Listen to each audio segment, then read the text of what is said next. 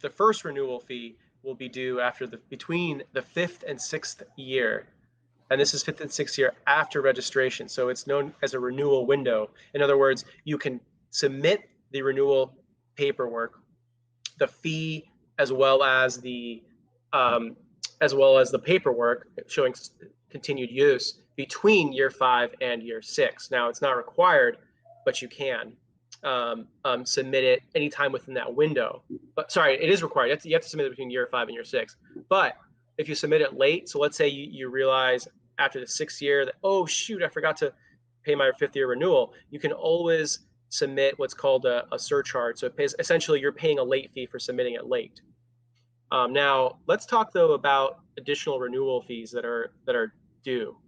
So why don't we pull up I'll add, let's see. So I'm going to zoom in here so everyone can see this. So yesterday we talked about the first renewal fee that was due between year 5 and year 6. Today I want to talk about the 9th and 10th year renewal window. So remember, these renewal dates are calculated from when your trademark is officially registered.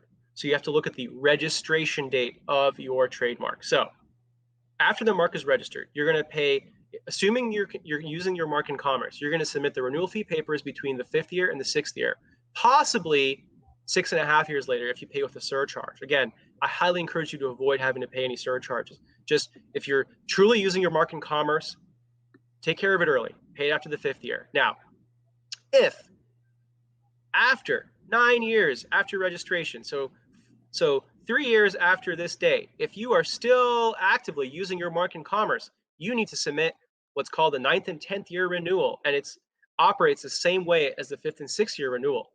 The window opens after the 9th year, okay? So 9 years after registration, you have to submit the renewal fee paperwork for between the 9th and 10th year. And again, let's say you miss the 10th year date, 9 year comes around, you're really busy that year, and then you happen to miss the 10-year date, it's okay. You can still pay late as long as you pay with a surcharge.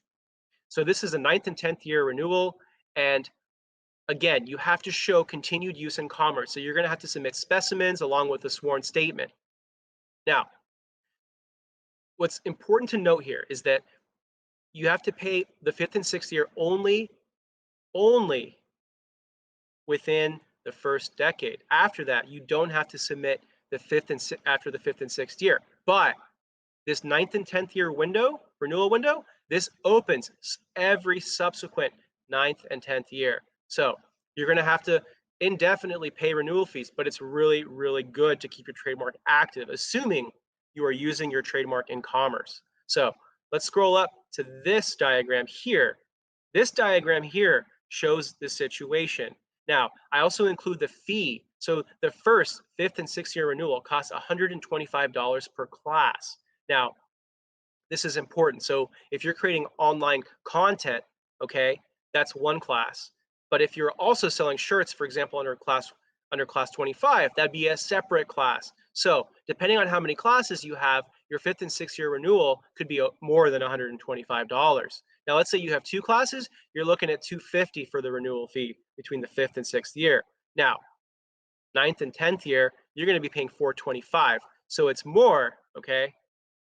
And again, this is per class. Now, remember, these fees are always subject to change.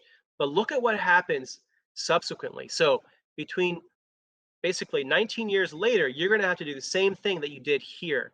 You're going to have to pay another 9th and 10th year renewal fee. And you're going to have to do this subsequently, every subsequent 9th and 10th year. Again, this is a really good idea. As long as you're continually using your mark in commerce, you should do everything you can to keep it alive and active. Now, again, I want to remind you, the 5th and 6th year renewal window only applies to the very first 5th and 6th year post-registration. You don't have to pay 5th and 6th year subsequently. But you do have to forever, as long as you continue to use the mark and want to keep it active, you must pay the 9th and 10th year renewal fees. And again, these fees are always subject to change, but they are always per class. So if your application has more classes, the renewal fees are going to be higher. If you have 10 classes, take a look. This is going to be a pretty sizable amount. If you have 10 classes, it'd be $4,250. So keep that in mind.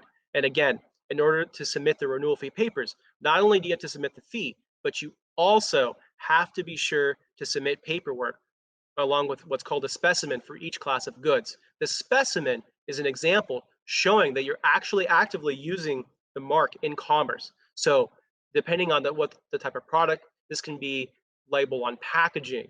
This could be stickers on packaging. It can, if it's a service, it can be an advertisement, or it could be a screenshot on a web page. It just depends on what the good and service is that you're offering for sale.